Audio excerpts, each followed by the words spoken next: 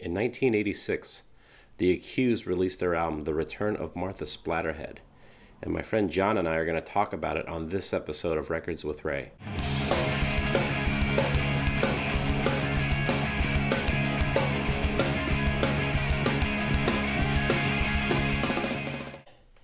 There's one band that John and I really, really loved. And I remember when I got into The Accused, or you kind of like, here, check this out.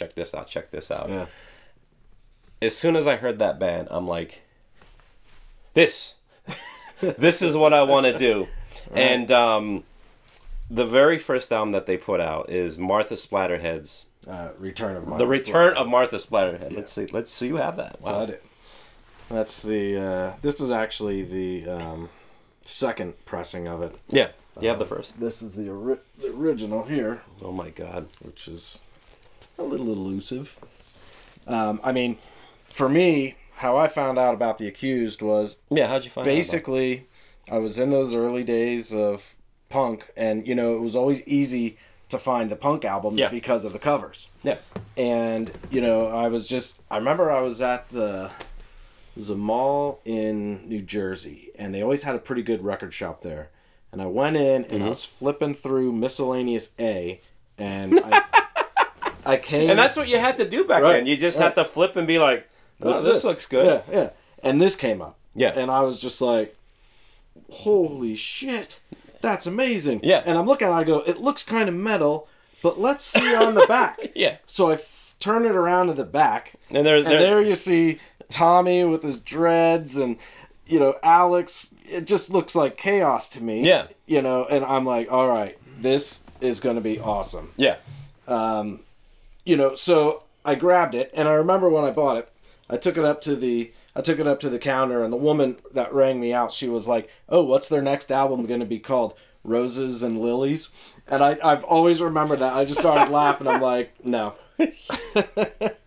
So that was my intro to The Accused, or finding them. Yeah. The only thing I knew about The Accused before I bought this album was that my cousin had a sticker of The Accused with Martha Splatterhead, and her arms she's kind of like, almost like in a crucified pose. But he had never even heard of them. He just picked it up somewhere, and he was like, "Oh, I don't know. Somebody gave it to me or something." And I was like, "Oh, The Accused." I'm like, "That's pretty cool artwork," and whatever. So then when I saw this, of course, I was more than happy to take it home with me.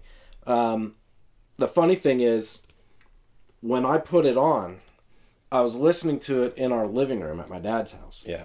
And I had it cranked. And I mean, I'm just like, this is amazing.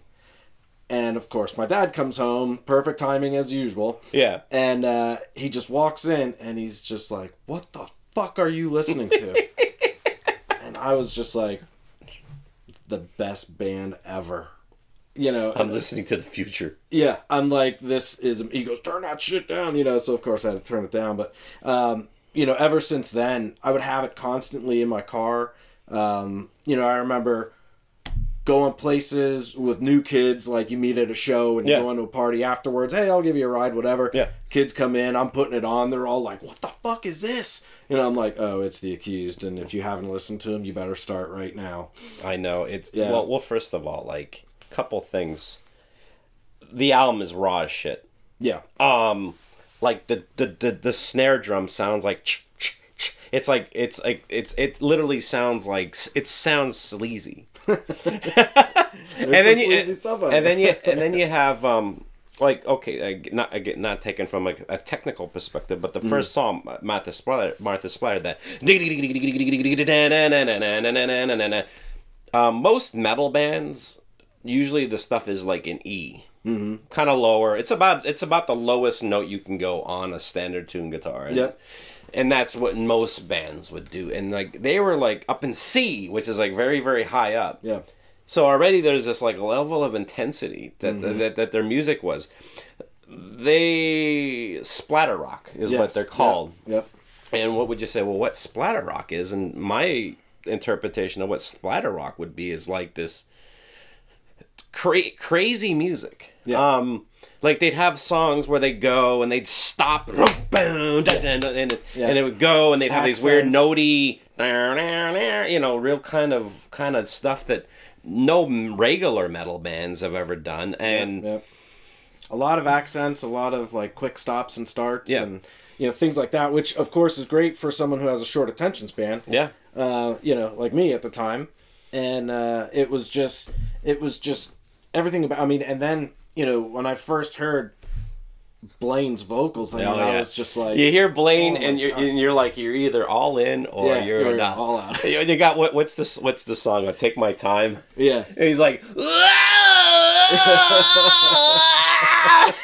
and when that's happening, you're like, yes. What's about to come? Or you're like, oh, this is garbage. But like, I fell in love with the Accused. I'm seriously, they to this day, they are still one of my favorite bands and my biggest influence. Yep. And, well, I had them painted on my coat. Did you? And I think that's how we got to talking about them. Yeah. I had a leather jacket. I had it painted down the side. And when Ray and I first met, we were just talking about all different kind of bands we were in and stuff. And I just kind of like pointed to all the bands on my jacket. And I'm like, I like this band. I like that band. You know. I'll never forget, I got the CD from my friend Rodney. And he just had it. And I guess he didn't like it.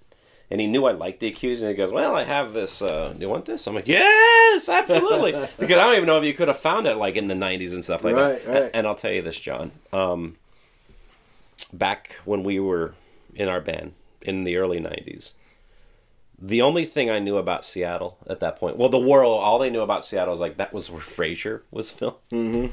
It's like, that's where Frasier was from. And, like, that's where grunge was at. Yeah. But for me... all I knew was, like, the only thing I cared about Seattle was, like, that's where the Accused is from. Yeah. And, well, guess who lives in Seattle? Guess who lives in Seattle? And it's crazy. The Blaine went on to open up a hamburger shop. Yep. Called Zippy's Burgers. And it's my favorite. It has to be my favorite burger shop. Nice. Because it's the lead singer of one of my favorite bands. But the burgers are truly the best. And they're huge. Yeah. And out in Seattle, like, everyone knows Zippy's Burgers, but I'm like, yeah, I know who Blaine is. He's this guy. Well, I remember...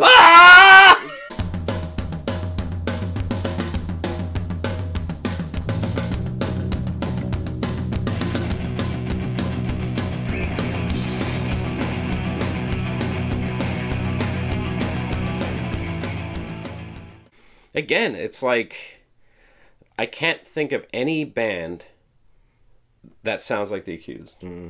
Not even close. And a lot of people went on and kind of, you know, complained about some of their later albums, but I love them. No, they're all great. I feel like they've all been, you know, consistent with that style. I mean, you know right away it's The Accused. Yeah. Even if you're not hearing Blaine yet, just hearing the guitars, you know that's Tommy playing. Yeah.